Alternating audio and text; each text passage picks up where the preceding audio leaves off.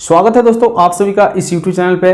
और जैसे कि आप लोगों को पता है कि आप लोग मैट्रिक बोर्ड परीक्षा 2024 के लिए तैयारी कर रहे हैं, तो बिल्कुल यह YouTube चैनल आप लोग के लिए इंपॉर्टेंट है। और आज के इस वीडियो में हम आप लोगों को बताने वाले हैं कि समांतर श्रेणी का लघु उत्तरीय प्रश्न क्या होता है और कौन से फॉर्मूले होते हैं जो समांतर श्रेणी में यूज किए जाते हैं, और किस टाइप के प्रश्न ऑब्जेक्टिव से आता है और किस टाइप के प्रश्न लघु उत्तरीय से आता है।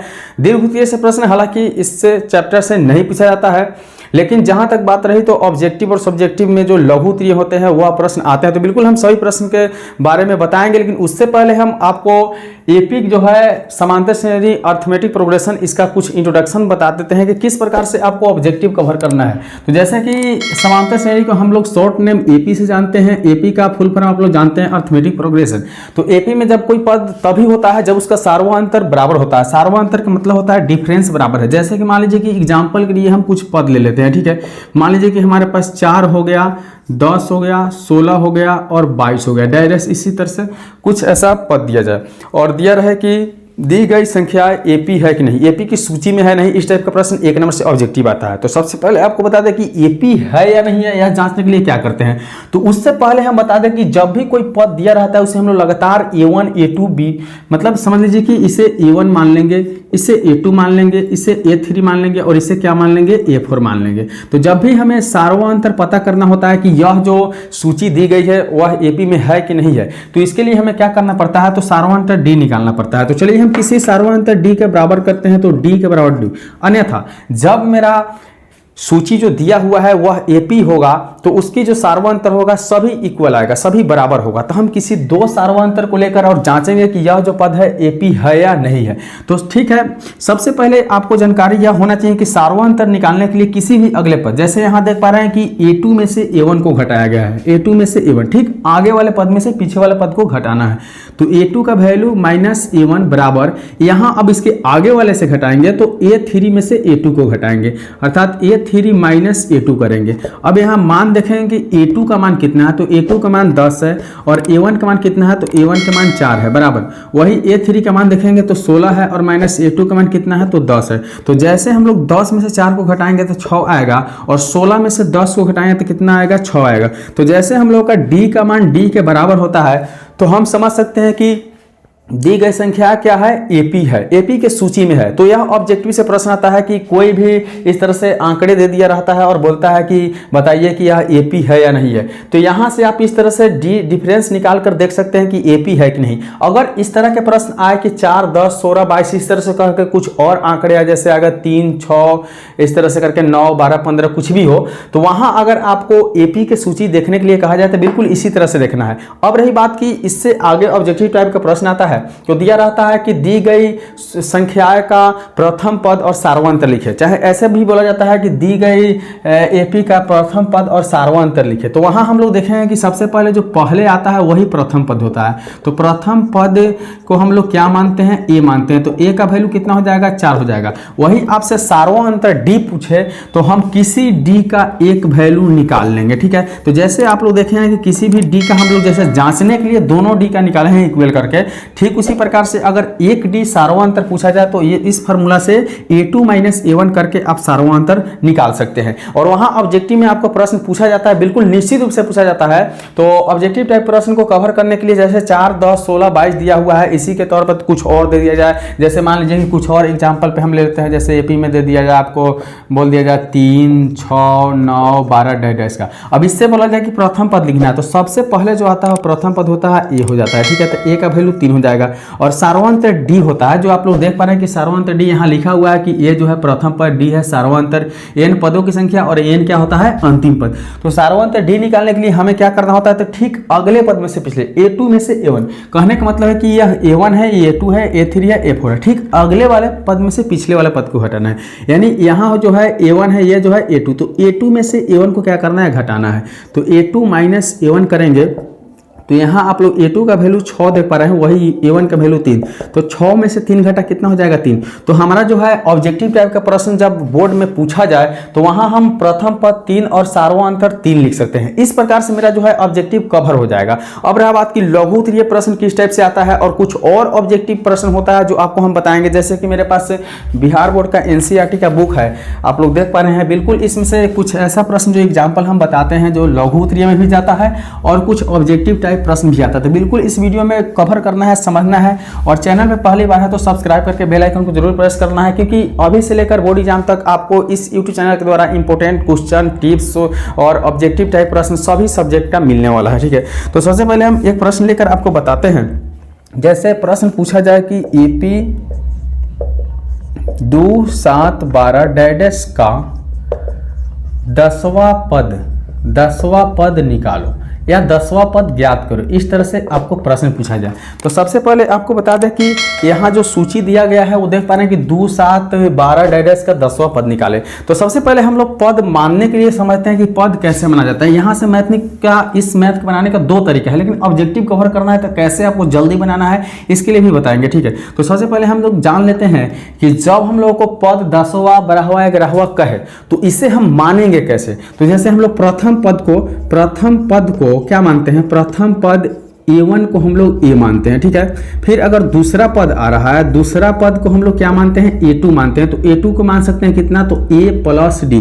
फिर आपको तीसरा पद कहा जाए तो तीसरा पद को आप मान सकते हैं A3 बराबर क्या हो जाएगा, A + 2D। यानी तीसरा पद निकालना है तो A में 1 घटाकर D के साथ गुना करना है, यानी A + 3 पद कहा तो 2D से गुना करना है। जैसे कि यहाँ आपको बोला गया है 10वां पद निकालने के लिए, तो 10वां पद निकालते समय हम लोग क्या करेंगे, तो 10वां पद को हम लोग लिख सकते हैं कि 10वां पद, क्या लिखेंगे, 10वां पद। तो जैसे यहाँ देखें कि तीसरा पद को A3 बराबर A + 2D लिखे हैं, तो हम लोग 10वां पद को कैसे लिख सकते हैं, तो A + 9D लिख सकते हैं। क्या लिख सकते हैं, A + 9D। अब रही बात कि इस मैथ को बनाने के लिए ऑब्जेक्टिव टाइप प्रश्न हो या सब्जेक्टिव हो उससे मतलब नहीं है, लेकिन अगर इस टाइप के प्रश्न आपके बोर्ड परीक्षा में पूछा जाता है, यह प्रश्न पूछा जाए या नहीं जाए, इस टाइप का अगर दूसरा प्रश्न आता है तो किस प्रकार से आप वहाँ 10वां पद, 11वां पद, 12वां पद जो भी बोला जाए वो कैसे निकालेंगे। तो सबसे पहले प्रथम पद को क्या करेंगे, तो प्रथम पद हम लोग A बराबर लिख लेंगे 2, और सार्वधातुक D कैसे निकालेंगे, तो A2 - A1। जैसे कि आपको पहले समझाया कैसे निकालना है, तो A2 का मान है कितना दिया हुआ है, 7 दिया हुआ है, और A1 का मान कितना दिया हुआ, 2। यानी यह A1 है, यह A2 है, यह A3 है। ठीक है, तो 7 में से 2 घटेगा कितना हो जाएगा, 5। यानी डिफरेंस जो आपका सार्वधातुक D आया वो कितना आ गया, 5 आ गया। अब आपको निकालना है 10वां पद। 10वां पद को हम लिख सकते हैं A + 9D। तो हम A का वैल्यू कितना रख देंगे, तो यहाँ देख पा रहे हैं कि जो बॉक्स में घेर दिए A के मान 2 है, वही 9 × D का मान कितना हो जाएगा, 5 हो जाएगा। अब बोर्डमास हम लोग जानते हैं तो बिल्कुल 9 पचे क्या कर लेंगे, 45 कर लेंगे। 45 में 2 जोड़ देंगे तो 47। तो आपका जो 10वां पद है 47 बिल्कुल सही आंसर है। तो इस तरह का जो प्रश्न होते हैं वो ऑब्जेक्टिव टाइप में अधिकतर जाने की चांस रहता है। तो बिल्कुल आप लोगों को क्लियर करना है कि यह वीडियो बिल्कुल आपको 15 मिनट होगा, 20 मिनट होगा, उससे मतलब नहीं है, लेकिन वीडियो को अगर कंप्लीट समझ जाएंगे तो निश्चित है कि AP का आपका एक भी प्रश्न नहीं छूटेगा। जैसे कि आप लोग अभी तक जो भी वीडियो में देखे वो बहुत आप लोग की यूजफुल है। अगर इससे पहले आप क्लास नहीं किए होंगे फिर भी यह देखने के बाद आपको ऐसा लगा होगा कि जरूर हम इतना सीख लिए। अगर ऐसा नहीं लगा तो फिर से शुरू से वीडियो देखिएगा, आपको जरूर ऐसा लगेगा कि हाँ इस वीडियो से हमने सीख के और AP पर काबू कर लिया। ठीक है, लेकिन अब रहा बात कि इसके अलावा कुछ और प्रश्न आए उसको कैसे हैंडल करना है, कैसे बनाना है, या इसी प्रश्न को अगर हम इस फार्मूला पे लगा कर बनाए। जैसे मान लीजिए कि यहाँ AP 2, 7, 12 डैश का 10वां पद, तो वां पद जब भी कहे इसके मतलब है कि वां कहा हुआ है, तो वां का मतलब हुआ कि यहाँ n का वैल्यू दिया हुआ है, अंतिम पद क्या करना है, आपको निकालना है।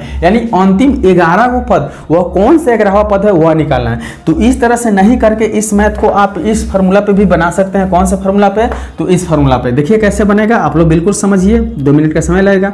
n बराबर A + n - 1 इंटू डी। ठीक है, अब हम लोग देखेंगे कि ए का मान 2 दिया है प्लस एन का मान कितना दिया है, तो एन जो है आपका 10वां, क्योंकि 10वां पद एन जो है आपको पदों की संख्या बता रहा है, तो यहाँ एन का मान कितना हो जाएगा 10 हो जाएगा।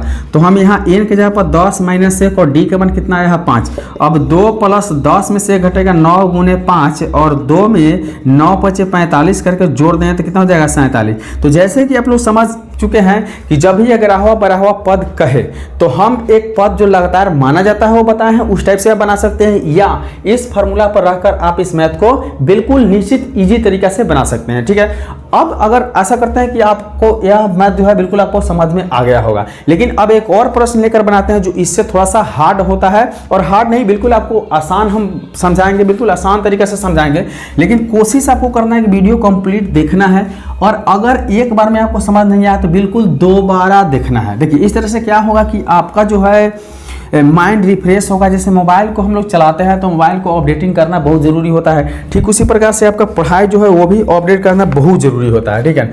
अपडेट का मतलब होता है रिवीजन करना, रिवाइज करना। फिर दूसरा अगर प्रश्न पूछे कि AP 21, 18, 15 डैश का कौन सा पद, देखिए कौन सा पद -81 है। अब एक और बात आपको बताते हैं पकड़ने वाला, ठीक है। आप गौर कीजिएगा, जो भी बात बताया जा रहा है आप गौर कीजिएगा।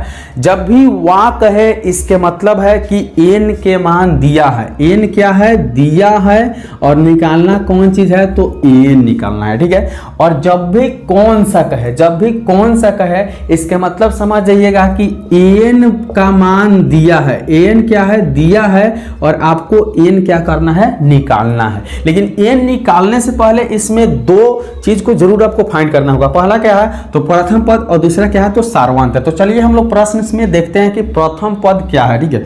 तो हल करते समय सबसे पहले देखेंगे प्रथम पद। तो प्रथम पद को हम लोग क्या मानते हैं, प्रथम पद को a मानते हैं, और a का वैल्यू कितना हो जाएगा, 21। अब वही हम लोग सार्वं अंतर निकालते हैं, सार्वं अंतर d तो अब क्या करना पड़ेगा, तो सार्वं अंतर d बराबर a2 माइनस क्या होता है, a1। अब a2 का वैल्यू कौन सा होता है, थोड़ा सा समझेंगे धीरे धीरे, मैथ बनाते समय बिल्कुल बेचैन नहीं होना, धीरे धीरे समझना है। देखिए अब a1 के मान यह है, a2 के मान यह है, और a3 के मान यह है, ठीक है। तो a2 का मान कितना है, 18 है, और a1 का मान कितना है, 21 है। अब हम लोग देख रहे हैं कि 18 में से 21 नहीं घटेगा, तो 21 में से 18 घटाएंगे तो 3 बचेगा, और जिसमें से घटाएंगे उसका चिन्ह लिख देंगे। इसका मतलब है कि d का वैल्यू हमारा कितना आ गया, -3 आ गया, और a का मान ऑलरेडी हमने 21 निकाल के रखा है, ठीक है। अब हमें कहा है कि कौन सा पद, वह कौन सा पद है जो -81 है। तो बोले है ना कि जब भी कौन सा कहे, इसका मतलब समझिए कि अंतिम पद n दिया हुआ है और आपको n का मान क्या करना है, निकालना है। तो हम लिखेंगे चूंकि n बराबर -81, तो n का फॉर्मूला क्या होता है, जो दिया रहे उसी का फॉर्मूला लगाना है, क्योंकि आपको n का फॉर्मूला मालूम नहीं है, क्योंकि n का फॉर्मूला होता ही नहीं है। n का फॉर्मूला क्या करना होता है, तो जो दिया रहता है उसी का फॉर्मूला लगा के मान को निकाला जाता है, ठीक है। तो n का फॉर्मूला क्या है, a plus n-1 into d। तो क्या लिख देंगे, a plus n-1 into d बराबर -81, यही ना। खूब गौर से समझिएगा, ध्यान दीजिएगा।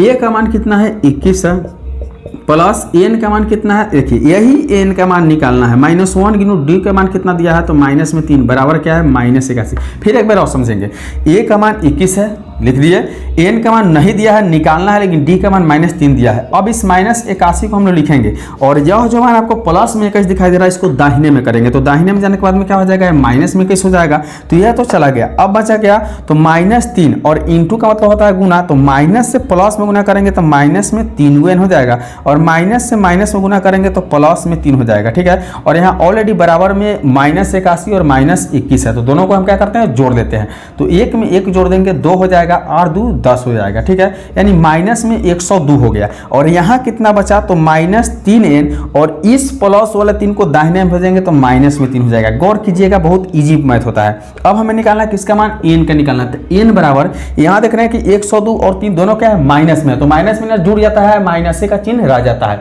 ठीक है। तो यहाँ जोड़ेंगे, देखिए तो 102 में 3 जोड़ देंगे तो 105 को माइनस में हो जाएगा, वही माइनस में 3 आ जाएगा, माइनस में 3 आ जाएगा बटा में, क्यों, क्योंकि गुना में है तो कहाँ आता है, बाटा में आता है। तो माइनस से माइनस में भागा तक करेंगे तो प्लस हो जाता है, और 3 से जैसे कटाएंगे तो 35 बार में कटता है। n का मान कितना हो गया, 35। तो हम लिख सकते हैं कि अतः 35वां पद -81 है। इस प्रकार से देखिए, अगर आपको कौन सा पद कह के पूछे, कौन सा पद कह के पूछे, इसके मतलब है कि an दिया हुआ है और n क्या करना है, निकालना है। लेकिन उससे पहले हमको प्रथम पद और सार्वंतर निश्चित रूप से निकालना है, और जो दिया हुआ है, जैसे an का मान अंतिम पद -81 दिया हुआ है, लिखे, और अंतिम पद का जो फॉर्मूला होता है वह लगाए, और बिल्कुल x के मान जैसे आप निकालने के लिए पढ़े होंगे 7-8 क्लास में, बिल्कुल उसी तरह से आप यहाँ एन का मान निकाल सकते हैं बायां दायां करके।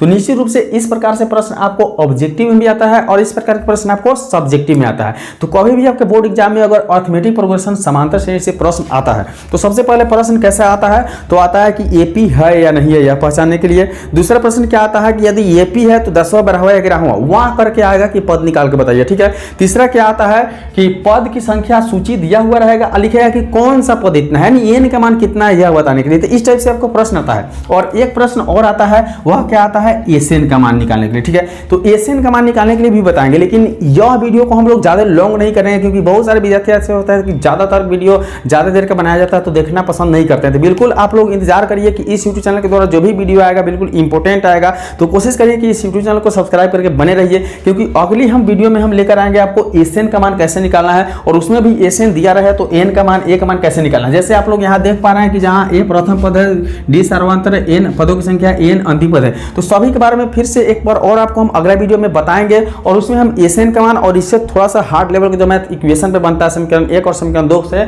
वह अर्थमेटिक प्रोग्रेशन का मैथ हम आपको बताएंगे। तो आज की वीडियो में इतना ही, मिलते हैं अगली वीडियो में, तब तक के लिए बाय।